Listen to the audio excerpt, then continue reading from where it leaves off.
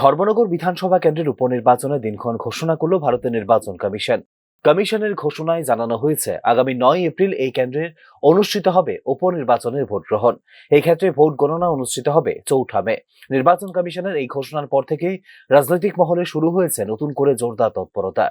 That is Goa, Gujarat, Karnataka, Maharashtra, Nagaland and Tripura. The name of the constituencies are mentioned here and the reasons which will be circulated to you. And the schedule would be that the assembly constituencies for Goa, Karnataka, Nagaland and Tripura will be held, the polling will be held on 9th of April, and for the assembly constituencies of Gujarat and Maharashtra on 23rd. The counting shall be on 4th of May for all the cases. গত বছরের 26শে December Tripura বিধানসভা speaker Biswabandhu সেনের মৃত্যুর পর থেকে শূন্য হয়ে পড়ে ধর্মনগর বিধানসভা আসনটি। দীর্ঘদিন ধরে শূন্য থাকা এই গুরুত্বপূর্ণ আসনে উপনির্বাচনের অপেক্ষায় ছিল রাজনৈতিক দলগুলি। অবশেষে নির্বাচন কমিশনের ঘোষণার মাধ্যমে ঘটল সেই প্রতীক্ষার অবসান।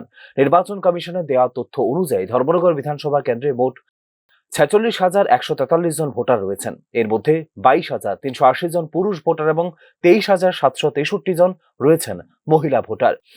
ভোট গ্রহণ প্রক্রিয়া সুষ্ঠুভাবে সম্পন্ন করতে মোট 55টি ভোট কেন্দ্র নির্ধারণ করা হয়েছে।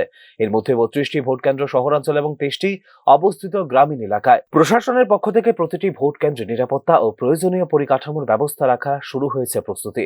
উপনির্বাচনকে ঘিরে ইতিমধ্যেই তৎপরতা লক্ষ্য করা যাচ্ছে রাজনৈতিক অঙ্গনে। বিভিন্ন রাজনৈতিক দল নিজেদের সংগঠনকে চাঙ্গা করতে এবং ভোটারদের কাছে পৌঁছাতে করছে জোরদার প্রস্তুতি।